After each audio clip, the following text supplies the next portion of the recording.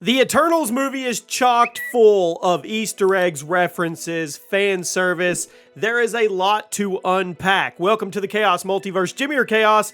This video, spoiler alert, if you haven't seen the movie, you should probably click off now. We're going to go over all the major Easter eggs that were found in the movie, all the references, and the post-credit scenes briefly as well. If you want a complete breakdown of the post-credit scenes, I've already put that video up.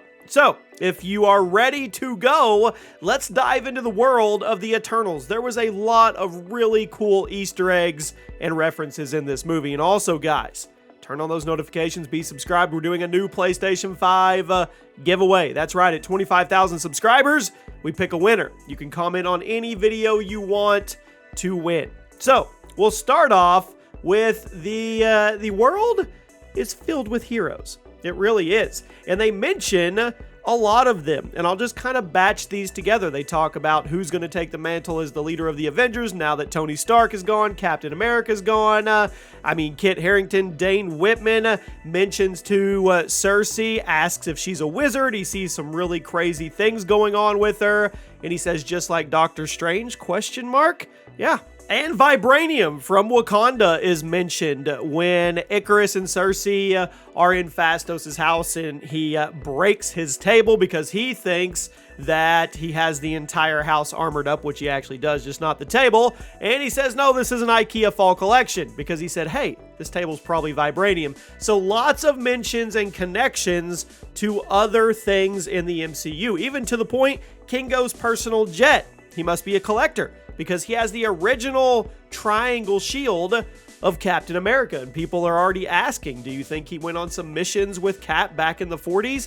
You never know. They leave all that open to interpretation. Let's stick with the references on items and objects in the MCU.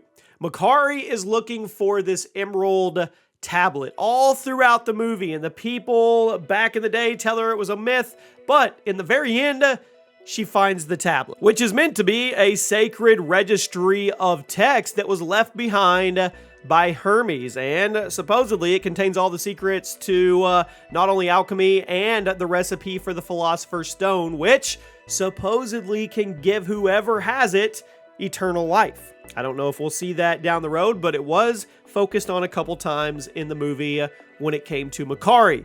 Now, let's talk about King Arthur. That's right. When they are in there, people say, oh, it's the Ebony Blade. No, it was not the Ebony Blade in the room. It was actually Excalibur, which solidifies Camelot, Excalibur, and King Arthur, probably the Knights of the Round Table, all into the MCU canon. Maybe there'll be a connection through the Black Knight in the future. And we also know that there could possibly be a connection with Merlin in the future. And now that Camelot is there, and Camelot is solidified, maybe we'll learn more about that. Maybe he was actually the Sorcerer Supreme back in the day. We'll have to wait and see. But it was pretty cool to see Excalibur. Okay, let's get off items and let's talk about DC. We already knew that Superman is now in the MCU. He was canonized by Icarus and Phastos' son. Said, oh yeah, you were flying around with a cape and laser beam eyes. And Icarus says, I don't have a cape. And they said, they talked about it, the producers and the directors, and they said they just wanted to give a nod to the ones that came before. There's nothing wrong with giving a tribute to things like Superman when it comes from the comics. They appreciate it. They're comic fans. They're not just Marvel fans. But what we didn't know is they actually referenced another DC comic. That's right. They referenced and gave a nod to Alfred and Batman in the movie as well, which kind of took me by surprise, to be honest, because they actually said the word Batman and they said the word Superman. So both of them are now in the MC universe. Whether that just be how it is moving forward, we don't know. Who knows? Everybody says 15 years down the road, we'll get that DC Marvel crossover. The Rock seems to think he can make it happen. We'll wait and see. Star Wars was also referenced. There was a coloring book in Phastos' living room, which that one's not a big shocker. That's a Disney IP, and you figured that franchise would be there. It's in the Marvel universe, and I don't think we're going to see a crossover anytime soon, but I like the fact that it was referenced. Now, the Celestials, not really Easter eggs here, but we finally got to kind of see the scope of how big they are, how powerful they are. I mean, Tiamat was massive coming out of the earth, and then at the very end, when you see Arishem looming over the entire planet and all the humans saw him, they really captured the scope of how big and powerful and cosmic they are. And we'll find out more about that down the road because Arishem's the judge, and he's already stated he's going to come back and judge the humans. Now, Planet Olympia. In the comics, it did exist. It was actually a city where the Eternals lived. But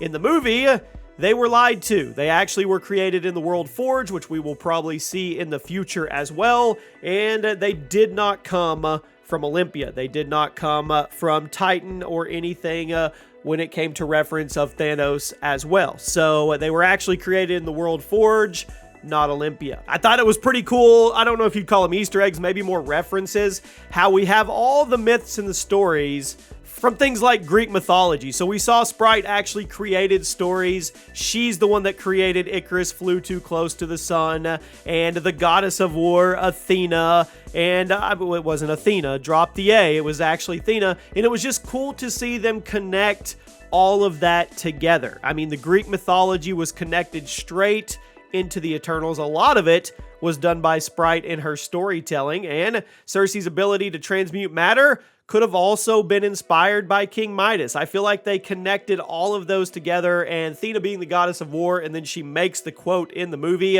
when somebody says, "Oh, you're Athena." She says, "No, drop the A. I'm not Athena, I am Athena." I just like how they referenced all those together.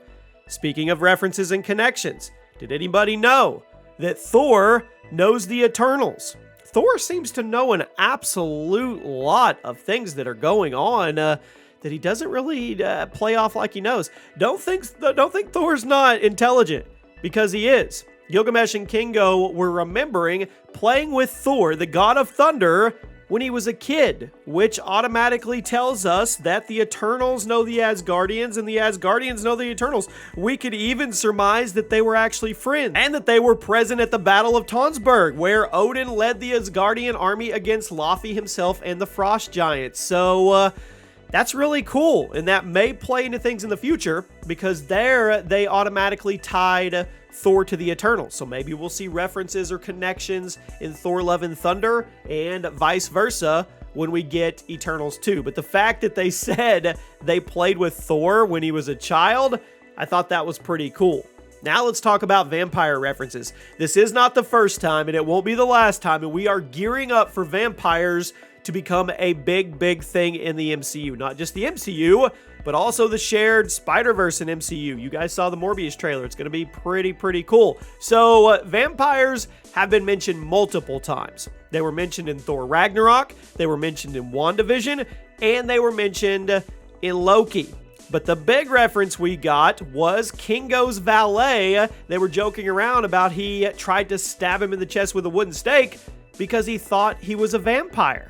Well, we now know that we got our first cameo, our first appearance, even though it was off screen, of Blade, the vampire hunter, in Eternals, in the MCU. The post-credit scene where Dane Whitman is debating on taking the Ebony Blade out, and the person off screen says, "Are you ready for this?"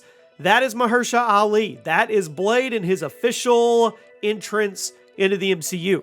Now, I think that we're going to see more Dane Whitman Black Knight in the Blade movie, probably before we even get a Black Knight solo movie if we do, and I think they're going to be vampire hunting. I truly do. I think vampires are going to start playing a more prominent role, and I thought it was pretty cool how they connected Blade and the Black Knight in this movie. Speaking of that, let's talk about the Ebony Blade. They thought Excalibur was the Ebony Blade. It wasn't, but we got our first look at the actual Ebony Blade in the post-credit scene, and Dane Whitman was very cautious. It seems like he knows what's going to happen if he takes up that mantle. He told Cersei that his family history is very complicated, and it looks like he found his uncle Nathan Garrett. They were both descendants of the original Black Knight, Sir Percy, in the comics. Now, the Ebony Blade, it's something.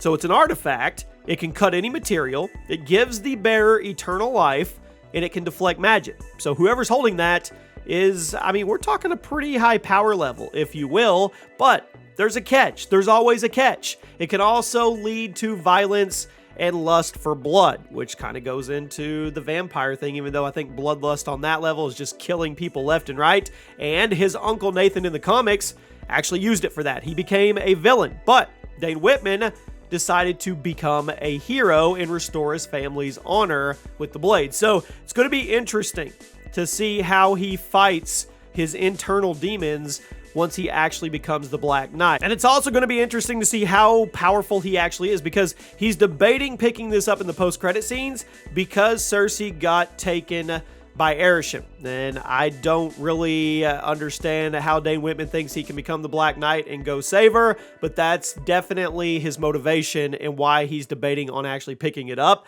And then when he gets close to it, you see the little water-esque black kind of, I don't know how to explain it. It looks like if he actually takes the sword, that the armor is just going to kind of encapsulate him. That's the vibe I get. Now let's talk about the big one.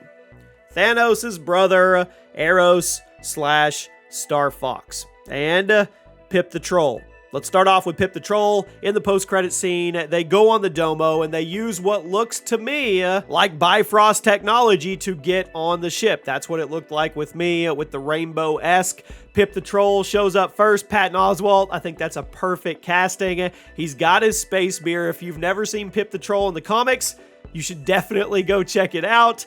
He's gonna be a comedic relief in the MCU for sure. And he introduces Eros. Now, in the comics, Eros is an Eternal, and we kind of, we find out that he's actually a Prime Eternal like Ajak was in this movie, because he has his own communication ball or sphere to talk to Arishem himself. Now, he doesn't look anything like Thanos. Thanos was half Eternal, half Deviant, hence the grimace chin and the purple skin. He looks like the other Eternals, and they changed all the backstory in that, so we'll have to see how it plays out. But his main power is to, let's just say he can make people feel really good, which is kind of a hilarious casting because it's Harry Styles, but you guys probably already get those memes. The point is, Eros, who will probably later become Star Fox in the MCU, probably become an Avenger, tells them that he knows where Arishem has taken the other Eternals, and it looks like he's going to team up with them and help them get them back. So we'll probably get more backstory on him and Thanos and their brotherly love or not. In the comics, I believe their mom died, and that's why they split. So we'll see if they actually kind of go down that road. But the fact that Pip the Troll is in there now and Eros is in there probably to become Star Fox, that's pretty cool. And the last one I want to talk about is the Unimind. Now, this was in the comics, and it actually came straight from Jack Kirby's comics from the 1970s. In the movie, though, it's more abstract, if you will. In the comics, it merged all the Eternals' essences, and it created an actual physical being. It was a being of light, and it was called the Unimind. That wasn't the case in the movies. They dumbed that down a lot, where the Eternals could connect together and channel their cosmic energy into one Eternal, and that Eternal's powers would be magnified. And that's how Cersei was able to turn Tiamat the Celestial that was coming out of the earth and the emergence into stone. So the question is, we saw those Eternals. I think they all connected at that time, but I wonder if even more Eternals can connect. I want to know, can Eros actually connect with them when it comes to the Unimind? And Phastos kind of created this out of nowhere because they needed something big to take down a Celestial. I just wonder if there's another level that they'll go to when it comes to the Unimind. But it was a direct reference out of the comics. It wasn't made up. It was a thing, and it's a way for them to amplify their powers. So there you go, my friends. Easter eggs, references, there's probably a lot more, but I wanted to go over the main ones with you guys. There's a lot of funny moments in this movie, a lot of banter, a lot of jokes about live streaming from Kingo and how many views he gets on YouTube and things like that, but I'll save all that or let you guys enjoy all that in the movie. I'll be probably doing my rating of the movie pretty soon as well. So if you guys found anything else, let me know. I'll see you soon.